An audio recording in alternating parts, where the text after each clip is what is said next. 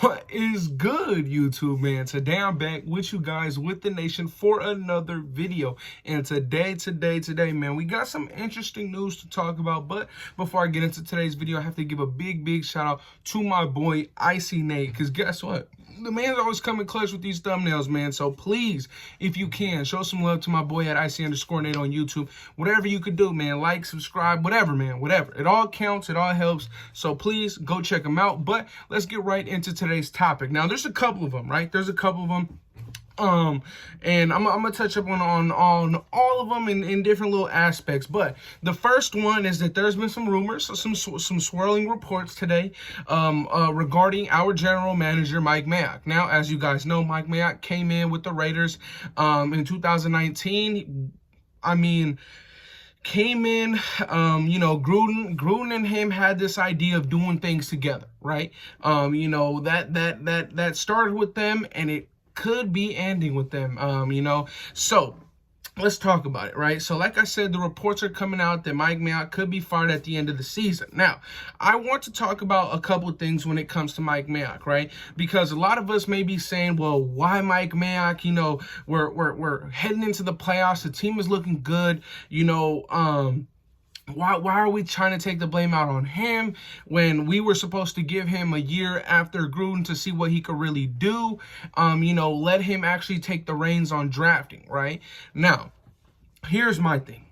I was 100% in the same thought process as all those people that were saying that same thing, but it also led me to think, well, maybe he had a bigger influence in those first and second round draft picks than we all thought, right? Because if Mike Mayock I'm pretty sure everything Mike Mayock did had to go and run through the owner, Mark Davis, right? So, I may be thinking, well, maybe Mark Davis knew that Mike Mayock did want Ruggs. He did want Arnett. He did want these guys in the first and second round that haven't panned out. He did want Clelin Ferrell, right? Maybe Mark Davis realizing, oh no, John Gruden was a problem, but so are you, right? Maybe he had a bigger influence in those draft picks and our free agents that kind of missed. Carl Nassib hasn't really hit until this year, and he got a huge $9 million paycheck, right? I mean, Corey Littleton, you can't really blame the Corey Littleton one. He was regarded the best linebacker on the market, but that hasn't really panned out, so to speak, right? We're still looking for that sideline to sideline, great coverage linebacker. So what I'm really thinking is it possible that he really had a bigger influence in our free agents and our draft class, right? We missed on Clelin Ferrell, right? The man is a rotational piece. Damon Arnett and Ruggs aren't even on a roster no more, right? And I know there was reports in this offseason, all that kind of stuff, that, well, Mayock wanted other people. Well, then why are we getting rid of him, right? Why does it seem that we might be getting rid of him? Why is there a high chance of us getting rid of Mike Mayock if he truly didn't want these players, right? I feel like maybe the owner, Mark Davis, saw, well, nope, it's not just Gruden's fault. You also had a play in it. I'm not the biggest fan because, me personally, if you just take a look back at 2019, when it really looked like John Gruden and Mayock had a plan to do stuff together, and that's the big word here, y'all, together, right? You look at last year, it kind of looked like Gruden was doing his own stuff. It kind of looked like Gruden really wanted to take the reins, but you look back at the 2019 draft class, right? When they really had a pact, it seemed like, when they really wanted to do stuff together. You got Clelin Ferrell. It's not the best, but you got Jacobs. He had 2 1,000-yard seasons back-to-back. He's regaining his productivity this last month. You look at Jonathan Abram. He was a starter. He got injured, but you look at Mullen. He was a starter. He got injured. Max Crosby has been a huge hit. That's a home run hit. Obviously, Isaiah Johnson is no longer with the Raiders, but you also drafted Hunter Renfrow. That's a huge hit. You got Foster Moreau. That's a pretty big hit, right? So when it looked like the 2019 draft class was really together, right? When it looked like John Gruden and Mike Mayock really worked together, the draft class was 90% of success, right? Apart from Clelin Ferrell and, a guy like Quinn Bell, who actually did end up winning a Super Bowl with the Buccaneers, right? He was with the Buccaneers. He won a Super Bowl, but like that draft class has had a lot of success, right? They've done a lot of things. So I'm not too sure if, like I said, maybe Mike Mayock did have a bigger influence than what we all know. I know a lot of us were blaming it on Gruden, right? Like, you're picking these horrible first round picks, but maybe Mayock really did have a bigger influence in those picks than we know, right? And the only person that's going to know is the freaking owner of this team. Now, as we all know, Mike Mayock has been huge on us bringing interim head coach Rich Bisaccia, right?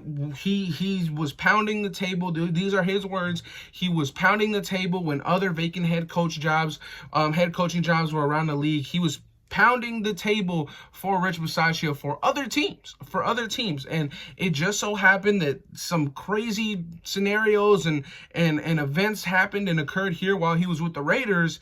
And guess what? Rich Bisaccia got this shot. Now, why am I mentioning Rich Bisaccia when we're talking about Mike Mayock? Well, if Mike Mayock could get fired, what does this mean for Rich Bisaccia, right? Rich Bisaccia, he's the first interim head coach in 60 years to take his team to the playoffs, right? I mean, that's a pretty big deal. Do I want a different head coach? Absolutely, but I don't think Rich Bisaccia is half bad, right? I do think he should be a coach, or maybe I would take him back if he would like to go back to his special teams. But this right here, if Mike Mayock does leave, interim head coach Rich Bisaccia may only be a head coach for what was it, 13 weeks? He got his shot. He took a team to the playoffs. Maybe a team would take a flyer on him as a head coach. But if Mike Mayock's not here, I don't think Rich Bisaccia will be a head coach either. Now, it kind of sucks. Rich Bisaccia, he's a people's person. He's a player's coach. He's a coach's coach. It seems like all of our guys love him, right? But at the same time, there's other options out there. Miami let go Flores. You got all these swirlings and talk about John Harbaugh, right? So I really feel like if Mike Mayock is gone, well, so is Rich Bisaccia, man, and it kind of sucks. We've had some good success with him. We've made the postseason for the first time in 5 freaking years with him.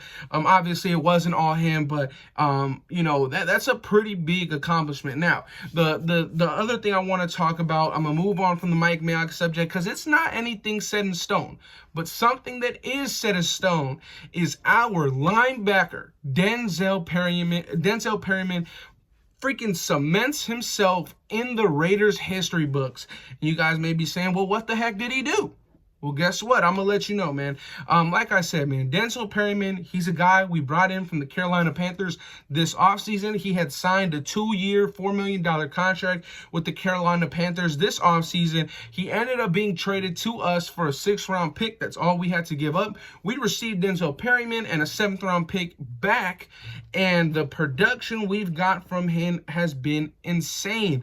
I mean, you look at Denzel Perryman, he now leads the entire Raiders organization. In the history of the Raiders, he is number 1 in single season tackles, man. He is number 1.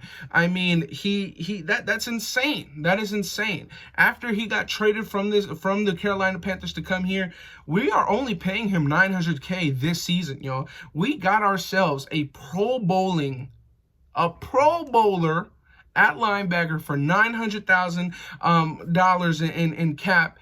And on top of that, he cements himself in the history books. He is now the single season leader for tackles at 154, right? And he did that in 15 games. He was hurt. He did it in 15 games, y'all. Denzel Perryman, I mean, congrats to him. 1 year with the Raiders, makes his first Pro Bowl, marks himself in Raider history.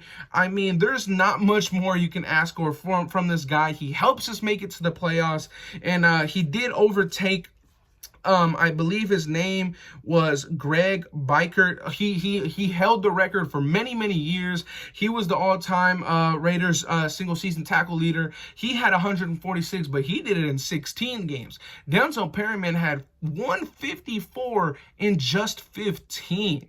So, I mean, to me, that just shows how insanely productive this man Denzel Perryman has been. I mean, if you let him play out the rest of the playoffs, he'll probably have close to 200 freaking tackles.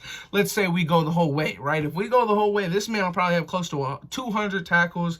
I mean, I'm very, very happy for Denzel Perryman. I'm very, very happy for the Raider Nation. And I also wanted to talk about the swirling rumors of and reports of our general manager, Mayock. So let me know what you guys think about that, y'all. Like I said, I did want to bring up that 2019 draft class because, in my opinion, it looked like when Gruden and Mayock were working together, the draft class really seemed to click. And when it kind of looked like Gruden started doing his own thing, I felt like we were missing on a couple more guys, but who knows, man? I could just be, talking nonsense, it happens. But I wanted to make this video for you guys. But Raider Nation, that'll be it for today's video. I mean, you guys have shown so much support on this channel over the last few weeks.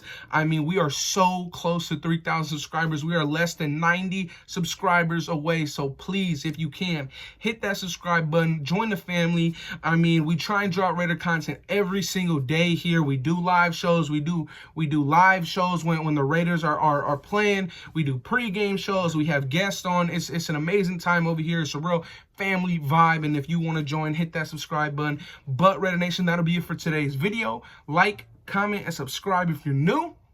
And I'm out. Peace.